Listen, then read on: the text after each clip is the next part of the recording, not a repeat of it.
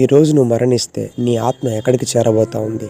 యోగికాలు నివసించే దేవుని దగ్గరకా లేదా సాతాను దగ్గరకా? ఆలోచించాలి.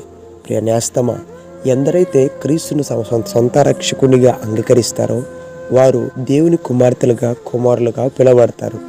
దేవుని కుమార్తెలుగా పిలువబడినట్లయితే వారి ఆత్మ నిత్యము నివసించే పరలోక రాజ్యానికి చేరుతుంది. ఎందుకయ్యా అంటే ఆయన కుమార్తెగా అంగీకరించబడటానికి పాప క్షమాపణ, రక్షణ ఆయన అనుగ్రహిస్తాడు. తద్వారా నిత్యము నివసించే పరలోక రాజ్యానికి ఆయన కుమారులకు ఆయన అధికారం ఇస్తాడు. ఇంకా నువ్వు యేసుక్రీస్తుని అంగీకరించకుండా, యేసుప్రభువును తెలుసుకోకుండా, పాపక్షమాపణ కలగకుండా, రక్షించబడకుండా ఈ లోకయాత్రలో నువ్వు ఆలస్యం చేస్తూ అశ్రద్ధగా ఉన్నట్లయితే, యేసుక్రీస్తుని అంగీకరించకుండా ఉన్నట్లయితే నువ్వు మరణిస్తే నీ ఆత్మ సూటిగా నరకానికి చేరబోతా ఉంది. నరక పొలిమేరలో కొట్టుమిట్లాడుతున్న నీ గురించే దేవుడు బాధపడుతూ ఈ మాటలు చెబుతున్నాడు.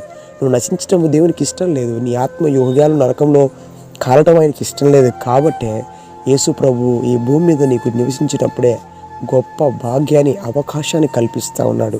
నాకు ప్రియ కుమారుడా, కుమార్తె, నీవు నా దగ్గరికి రా. నీ ఆత్మకు రక్షణను కలుగు చేసుకో. నా జీవితాన్ని నీ కోసం ధారాళంగా ధారపోస్తాను కదా.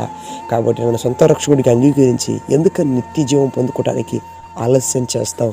తుచ్చమైన, నీచమైన, అల్పకాలమైన వాటి కోసం గొప్ప పరలోక రాజ్యాన్ని, నిత్యము నివసించే ఆ రాజ్యాన్ని పోగొట్టుకుంటావా?